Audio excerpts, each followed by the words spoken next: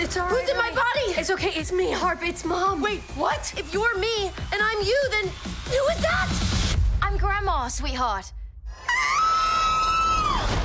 My face looks like a Birkin bag that's been left out in the sun to rot. They're back in each other's bodies. That's a look at Freakier Friday, the sequel to the 2003 hit Freaky Friday, starring Lindsay Lohan and Jamie Lee Curtis. It's in theaters this weekend, and it's just one of the major box office releases for the month of August. Now, August, typically seen as the end of the summer movie season. You know, maybe it's not as important as others, but it is a pivotal month for Hollywood. For more on that, we are joined by the great senior media analyst for Comscore, Paul Dergarabedian. Paul, I'm so happy to have you in a month that I know that you love. It's great to have you. Thanks for being here. It's great to be here. It is a month I love. I call it the punk rock month because historically we've had some very edgy films that push the envelope, some great R-rated films historically that have come out during the month, because as opposed to May, June, and July in the summer, those are play it safe months. August is where you get films like Body Heat, Fast Times at Ridgemont High, you get Inglourious Bastards, Superbad, Apocalypse Now, even the first Guardians of the Galaxy, and Suicide Squad. So it's quite a mix of films. Well, listen, I love that you took the line that I was going to set you up for, because this is one of the things that I love about you is that you bring in all these other disciplines and you bring them together to film. So punk rock and film, in part because of the kinds of movies, the kinds of directors that do well. But talk about it historically, too, the way people have looked at and the way that the industry has looked at August. Some people think it might be like a dumping ground, right?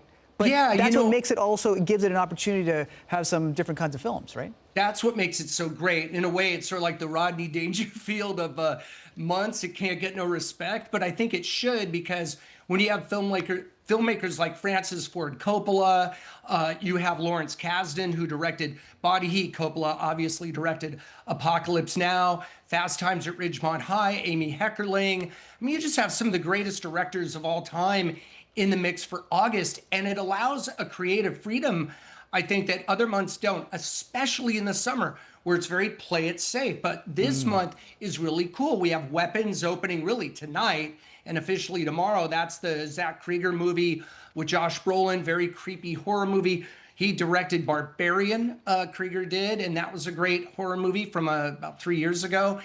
And you have Caught Stealing from Darren Aronofsky, another great filmmaker. So to have all these really cool movies in the mix, at the end of the month, you have The Roses as well. So it's a great time to be a moviegoer. We're not looking to break the bank at the box office, but some of the films that have come out in August weren't appreciated in their time, and then went on to earn a lot of respect from moviegoers and film buffs and aficionados as well. There's this great UK post-punk band called Idols, and they put out a song for Darren Aronofsky's film Caught Stealing. Did you hear it? It's called Run, Rabbit, Run. I haven't heard it, but that's a perfect companion to Darren Aronofsky's film, for sure. Yeah, so, I mean, the story on that is that they met backstage at The Tonight Show years ago. Darren Aronofsky became a fan, especially from the performance that night. They had this kinetic live show. And you see in this video that you can look up, the characters running, it's very cinematic, and Idols are just doing their thing. It's an incredible song. But that might speak something to the film, right? Talk to us about the Darren Aronofsky film. Yeah, look, when you have Austin Butler and Zoe Kravitz, I mean, if you look at the trailer for Caught Stealing, this is a different kind of movie for Aronofsky. It seems very frenetic, almost comedic in tone, but very filmmaker-centric. You can see the auteur theory coming to life in every Aronofsky film. But even a film like Freakier Friday, which is a PG-rated Disney film, that's going to be a big performer this weekend. But this weekend's cool because you have Weapons, an R-rated horror movie, and you have Freakier Friday, a family film, a great film, nostalgia for both the first remake, now this film, and then the original Freaky Friday, if everyone remembers that one. Yeah. So to me, it's just a cool month. But then we've had in more recent years films like Guardians of the Galaxy, which opened in August, because when the first film opened, a lot of people, they weren't sure how that film might perform. So they took a little bit of a flyer on that. They put it in August just to kind of hedge their bets, and it was a massive hit. And, Suicide Squad, that was another one that was very intense, kind of a different take on the comic book film. But that's what August is for, is to bring those really cool movies. I mean, the R-rated hit parade. And I love R-rated movies because they push the envelope. And think about Body Heat, for example. That's the first appearance I ever saw when I saw that movie back in '81 of Mickey Rourke. Ted Danson is in that movie. And of course, the two leads, William Hurt, was just so great, along with Kathleen Turner. Go watch that movie again. It really pushed the envelope, and that's what August is all about. Yeah, I mean, I'm looking at this list you put together, too. $294 million for another little film that launched in August and also launched a director into our consciousness. It was Sixth Sense with M. Night Shyamalan, Bruce Willis. Obviously, we think about that That's one. right. Crazy. In August, it fits. Everything that you're talking about fits. So, okay, it's the punk rock month. Are It there any is. months that you've given music genres to, by the way, or does August just have a special So punk far rock? it is. I have Okay, to come well- up with the Mancini month, which might be kind of that quieter, vibey jazz kind of month. Maybe we can figure that out together. Maybe it's Yeah. November? I don't know. Yeah, I think so. The prelude to the holiday season, it's getting a little jazzy and warm. I like it. The wine There you comes go. out too. This is very nice. Before I let you go, Paul, you called this a punk rock month, which suggests to me, and I know you have an amazing record collection. So let's talk punk rock. I mean, who's the punk rock band for you?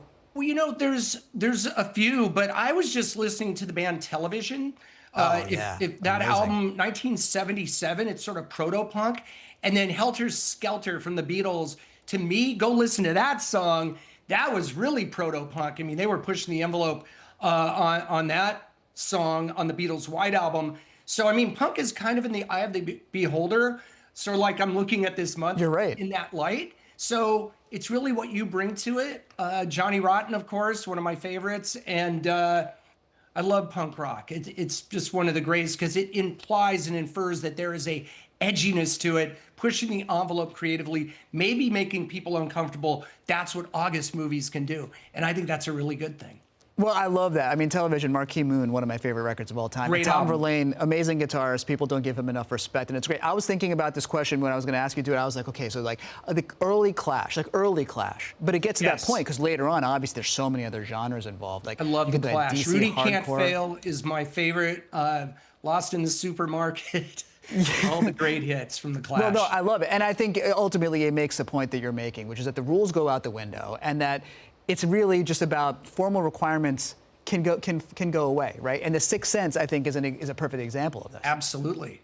Yeah. Yeah, I and mean- Risky Business. Again, Paul Brickman did a wonderful job directing that movie. Rebecca De Mornay with Tom Cruise. Tangerine Dream did the soundtrack. And Oh my what God, what a great movie. The 80s were so cool for August. If we could just do a retrospective in a movie theater of some great 80s hits, anyone watching out there who owns a movie theater, let's curate that. Amrit and I will host it, and everyone can come out. Listen, see that these sounds great perfect, films. Paul. And I think what we got to do is we got to do this for every month and do this like music comparison. So next month for September, we'll work on the movies that you're excited about. We'll think about the music genre that fits, and then we'll close it out talking about. I think our favorite Earth, Wind, bands. and Fire is September. It'll be There perfect. you go. Well, that's a good way to go. And we're going to leave it on that one. Paul, thank you so much for being with us tonight. So happy to have you, punk rock and all, for August. Thank that's you, a great Paul Amrit. Dergarabedian I from appreciate it. Comscore. A great conversation talking a bit about what's coming out this month for the box office. Important stuff, especially when we think about what's happening in Hollywood. Get out to a theater and appreciate these films. Support the industry if you can. There's obviously some great stuff and some formal requirements being thrown out the way. As I say in punk, rip it up, start again.